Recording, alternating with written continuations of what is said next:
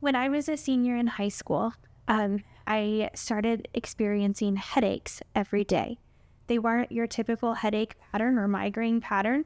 I would wake up in the morning and within an hour or two, the headache would start and I'd take it to bed with me.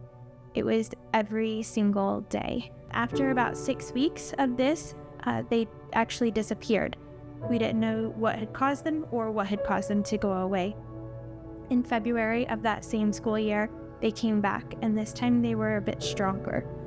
And so I started going to a whole bunch of doctors trying to figure out what was going on, why I was having these headaches.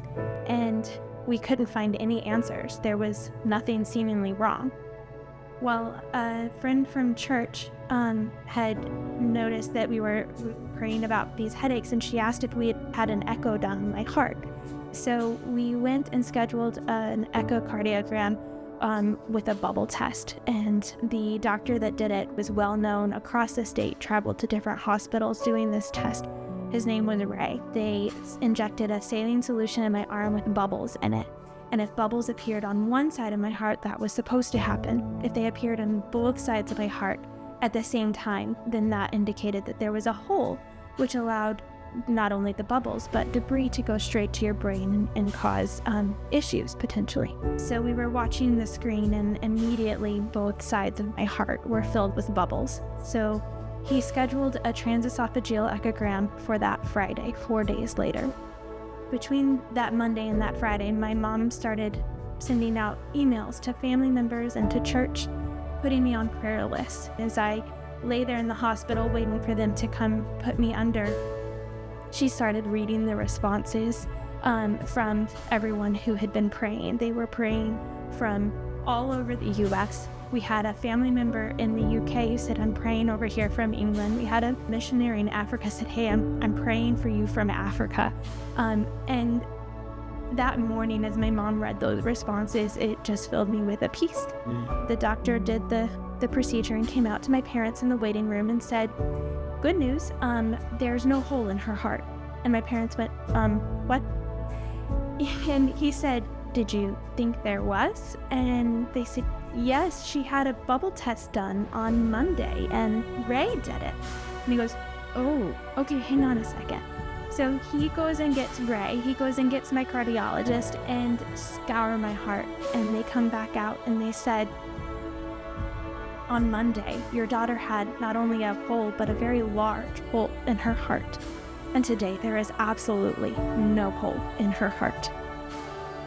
Later, our family friend, the nurse for the cardiologist, asked him, she said, what happened? And he said, "I count it nothing less than a miracle."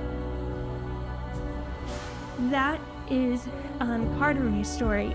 Those headaches actually didn't go away right away. And in fact, they came back later on my junior year of college. But that summer, I was working Central Kids camps, and I told this as part of my testimony. And one of the church leaders came to me and said, "Can you please talk to this young 5th grade girl that I have with me? She is walking through headaches and nobody knows what's going on and nobody can seem to fix it." So I remember that night as I got to talk to her and pray over her. I don't even remember her name, and I don't know if she has headaches now or not. I don't. But that night, I realized what it really meant to live your life in a way that God can be glorified, that it is important to live so that others can see what He is doing. That's why when Blake and I decided that it was time to expand our family, after the first few months when we realized it wasn't going to happen on our own and that we did need to seek treatment, I realized that this was the opportunity I needed to share, even though it's kind of uncomfortable sometimes, where we were in our journey so that others could be praying and see what God does and see what God is going to do. And I didn't know if He was going to respond in the way I wanted. I wanted to have babies. I wanted to build our family that way. I didn't know if He was going to call us to adoption or to foster. I don't know still. But I do know that after 2 years of sharing what God is doing, and sometimes it felt like He was not doing, in a forced break of treatment, we found out that we were expecting our double rainbow miracle baby girl. If you're watching this and you happen to be going through that same struggle of infertility. Maybe you don't have your answers yet, or you're not sure exactly what it is that your next step is supposed to be.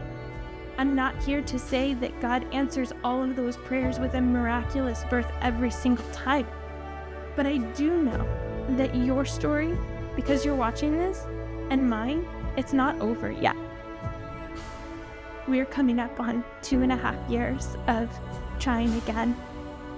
And this time, God answered in the same way as before. We had switched fertility doctors. I had my initial call with her, and 4 days later found out that actually I don't need her services, that God has given us another baby. And maybe by the time October comes around, I don't get to bring that baby home. My story's not over yet, but I do know that it is so important to walk so that others can see what God is doing in our life and in yours.